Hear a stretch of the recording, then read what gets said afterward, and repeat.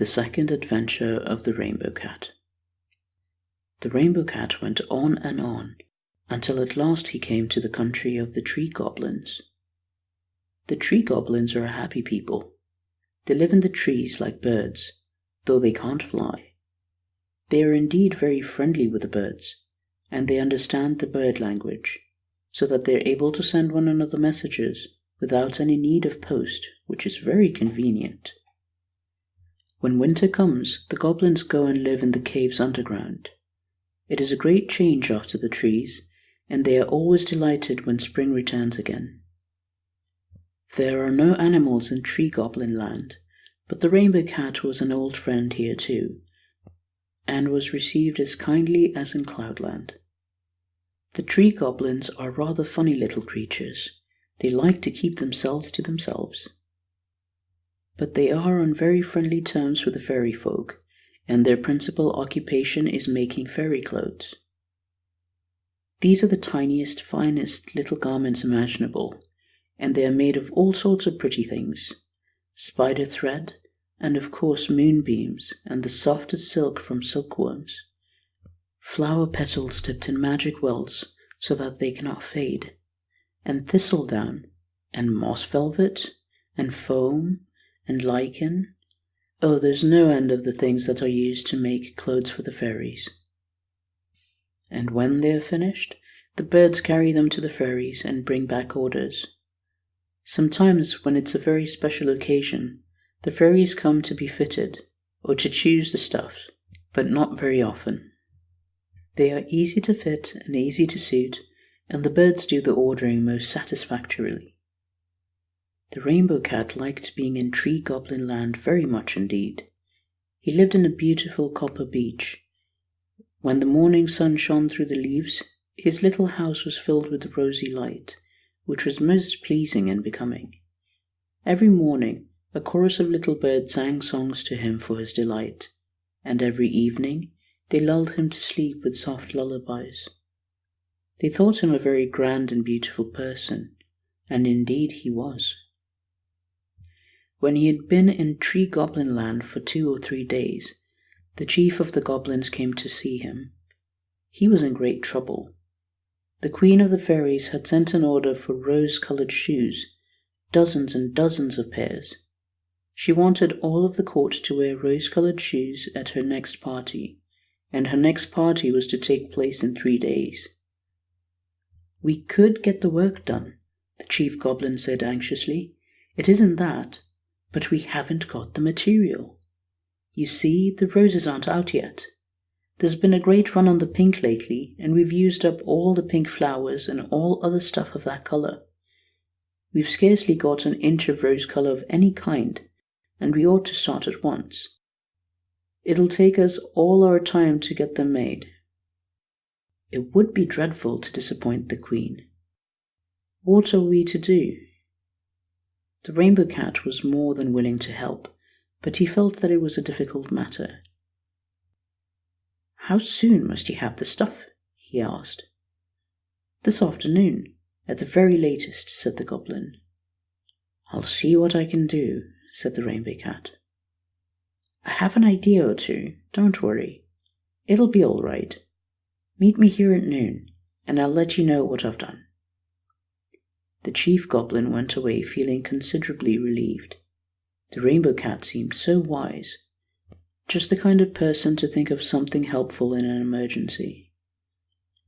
And sure enough, at 12 o'clock, he came to meet the chief goblin with a cheerful twinkle in his dark blue eye. "I've made a few inquiries," he said, "but I want to make sure that my information is correct. Sit down and let's have a quiet talk." The chief of the goblins sat down and waited eagerly. He felt more and more hopeful. "Is it true," said the Rainbow Cat, "is it true that the crooked hawthorn tree in Weasley Glen is very bad-tempered?" "Quite true," said the goblin. "Nobody dares go near him. He's such a cross creature. Lots of the hawthorns are very nice indeed, and we're very fond of them. But he's unbearable. He'll give anyone a nasty scratch if he gets half a chance. He's so spiteful." "Is it true," continued the Rainbow Cat, "that he's jealous of the other trees because he can't grow tall and big like them and reach the sky?" "Quite true," said the Goblin Chief. "He makes everyone round him miserable with his grumbling and scolding." Said the Rainbow Cat.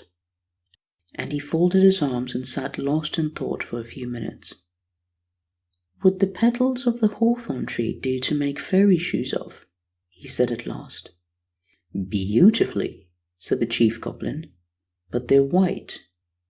For at that time all hawthorn bloom was white, both in fairyland and everywhere else. "Quite true," said the Rainbow Cat. "Can you lend me a mandolin?" "Yes, I think I can," said the Goblin, and he ran off and came back very soon with a beautiful mandolin, all inlaid with silver and ivory and mother of pearl. "Thank you," said the Rainbow Cat. "I think that in half an hour or so I shall be able to let you have all the rose-coloured petals you want." And he hung the mandolin round his neck and set off for the forest.